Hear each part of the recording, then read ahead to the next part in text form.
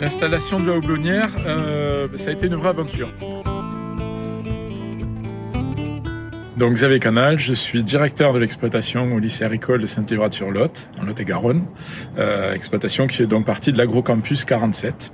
Donc l'exploitation accueille la première parcelle de houblon qui a été implantée donc en 2019 avec 15 variétés différentes pour tester en plus différentes variétés et pour servir de support pédagogique.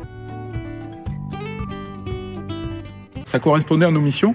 Il y a de l'innovation, il y a de l'expérimentation, il y a une animation du territoire, parce que derrière, c'est l'idée de proposer à des agriculteurs des situations économiques et techniques, c'est créer une filière, donc il y a bien un développement technico-économique sur un territoire donné. Et bien sûr, si on veut aider les producteurs à aller vers ces productions-là, il faut un site de formation, donc ça s'y prête aussi pour répondre à nos besoins de formation. Mais aussi, on peut très bien utiliser la parcelle de houblon pour de la formation sur de l'agroécologie, avec la mise en place la mise en place de techniques de biocontrôle plutôt que d'utilisation de produits néfastes à l'environnement. Pour les gens qui sont en formation en établissement, l'important c'est qu'on ait sur l'exploitation des sites propices et des situations propices à la formation et à la pédagogie. C'est pour ça qu'on a autant de filières différentes, dont celle du houblon qui se crée effectivement dans le sud-ouest. Et donc il était important pour Open et pour les producteurs qui veulent se lancer d'avoir un site sur lequel on peut pratiquer de la formation. L'accompagnement d'Open est pour moi indispensable. Voilà, on se serait probablement pas lancé dans une culture de houblon s'il n'y avait pas derrière une structure comme Open qui était porteuse du projet, mais surtout qui avait le besoin, qui avait les compétences pour nous accompagner et qui avait le débouché. Le rôle d'Open, c'est de faciliter le lien entre les producteurs et les brasseurs et d'accompagner les producteurs. Donc ça fonctionne. Moi, j'ai effectivement vécu la première installation. Depuis, on a planté un 2e hectare, donc c'est quand même un signe sur notre implication dans le projet et la nécessité, oui, d'un accompagnement sur une culture qu'on découvre, elle est évidente. Le passage via Open pour le lien avec les brasseurs est très important pour la partie commercialisation. C'est quand même, voilà, si on veut gagner de l'argent, ça doit passer par là. Et ensuite, pour bien produire, en amont, il faut être aussi accompagné pour avoir les compétences de manipuler une nouvelle culture dans une infrastructure, une houblonnière qu'on ne connaît pas quand on n'en a jamais fait. On a 3 variétés principales de production, Cascade, Chinook et Nuggets. Et on a plus d'une quinzaine de variétés différentes à but de test.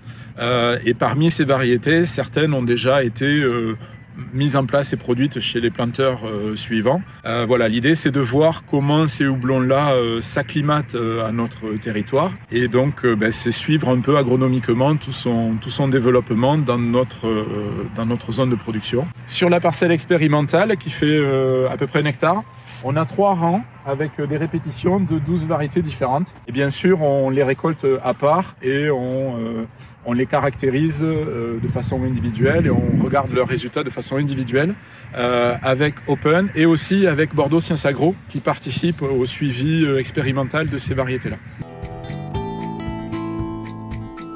Si on veut se rassurer, c'est bien de pouvoir confronter un petit peu les points de vue.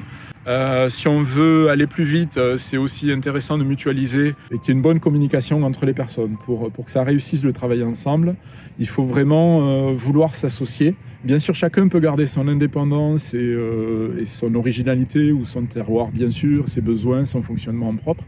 Mais il faut vouloir échanger. Il y a aussi une étape importante, c'est la transformation, la pelletisation. Ça demande des machines très perfectionnées, ça demande des moyens et des compétences humaines. Donc il faut ne pas négliger cette étape-là parce qu'elle est cruciale en termes de qualité. Et donc la qualité derrière, c'est la réputation d'une filière et de ses producteurs. Donc si on veut réussir ça, cette étape de pelletisation est très importante.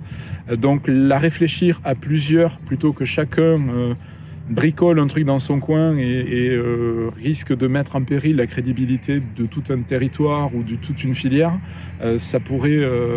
voilà, c'est un élément important à prendre en compte et on est en train de le prendre en compte avec l'association, de réfléchir justement à construire une station de pelletisation partagée à quelques-uns. C'est là aussi où à plusieurs, on est plus fort que tout seul, quoi. L'idée, c'est d'avoir une haie qui, à terme, protège la houblonnière des coups de vent. Puisque c'est quand même une plante assez haute et une installation assez assez volumineuse, donc il faut quand même se protéger un petit peu des intempéries. Donc voilà, ça a été planté il y a quelques semaines. Ce sont les élèves de seconde qui l'ont fait. Donc voilà un moyen aussi d'intéresser les élèves du lycée. Mais l'idée, c'est qu'on utilise l'infrastructure et le projet Houblon comme prétexte aussi à d'autres études et à d'autres recherches. Un des points marquants, et je crois que je l'ai toujours en fond d'écran sur mon téléphone, c'est l'arrivée des poteaux et le déchargement des poteaux. Parce que là, on se dit, ça y est, ça prend forme. C'est plus un projet sur le papier, dans les idées. C'est concrètement voilà, une installation qui va se faire. Et là, on commence à se poser encore plus de questions sur comment on va y arriver et comment on va faire techniquement. Du coup, l'arrivée des poteaux, il y a eu la suite. Ça a été la pose des poteaux. Le jour où on a installé les poteaux, le premier soir, à 9h30 du soir, on a coupé une canalisation d'eau potable. Et à éviter, du coup. Donc, penser, à rechercher où sont les tuyaux en profondeur, parce qu'on plante des poteaux à 1 mètre de profondeur. Donc, faut éviter de taper dans un tuyau.